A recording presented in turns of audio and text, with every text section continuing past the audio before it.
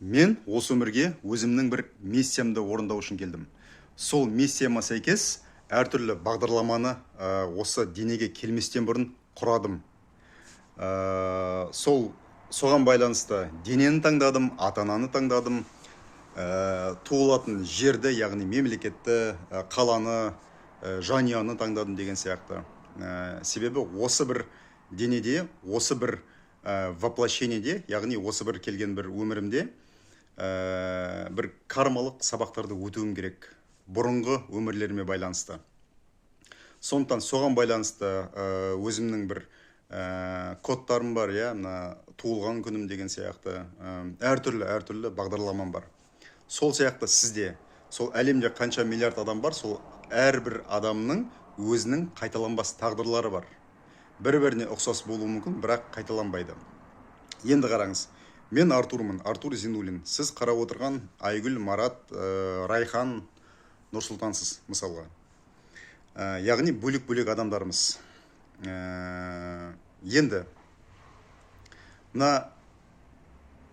бір мысал маған ұнайды. Мұхиттан жағаға толқындар соғады, бірнеше толқындар соғады. Мысалы, мұхиттың ортасы немесе теңіздің ортасы тынық болады да, ал жағаға әртүрлі шексіз толқындар барып соғады.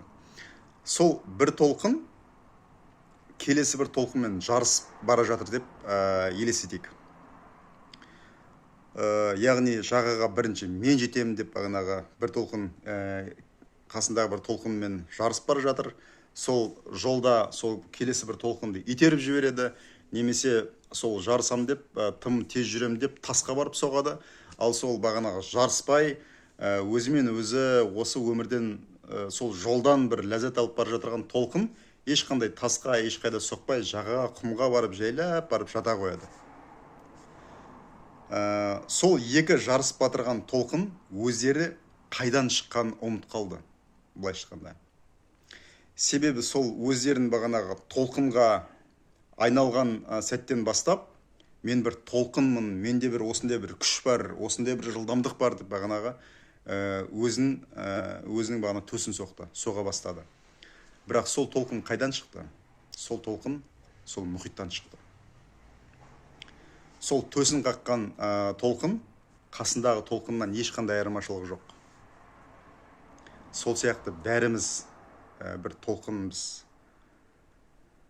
Барлығымыздың шыққан жеріміз біреу. Шексіз құдірет күші,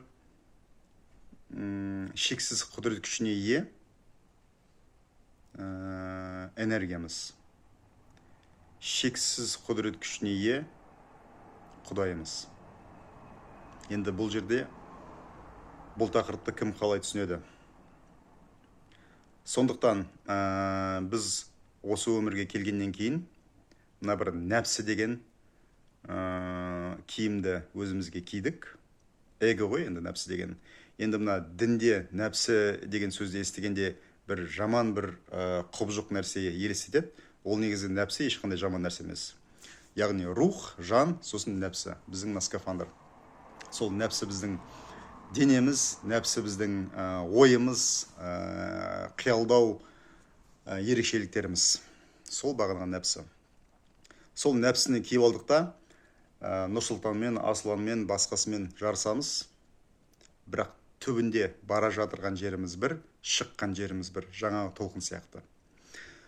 Сол тағда бір сол толқын сияқты бағанағы сол ешкіммен жарыспай асықпасақ тез жетеміз.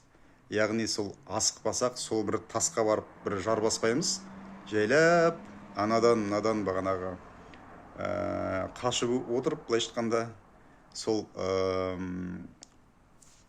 бағана құмға, жағаға барып жайғаса саламыз негізінде. Енді қаншалықты ойымды жеткіздім? Не ойлайсыздар осы бір тақырып бойынша? Енді мына ешқайда асықпау керек деп бағанағы жатып алу емес мәселе.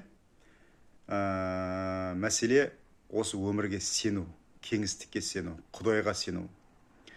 Бұл жерде біз анадан мынадан бағана қалып бара жатырмыз деген ойда болмауымыз керек.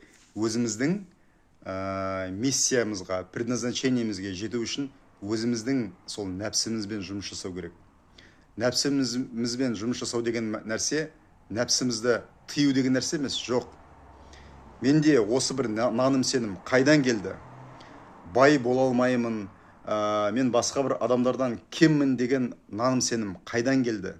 Соны зерттеу, соны алып тастау. Мына арам шөптерді жұламыз ғой біз, жеміс жидектердің жан жағынан, иә? Жеміс жидек дұрыс өсу үшін біз жан жағынан арам шөптерді жұламыз. Сол біздің басты мәселе, сол арам шөптерді жұлу.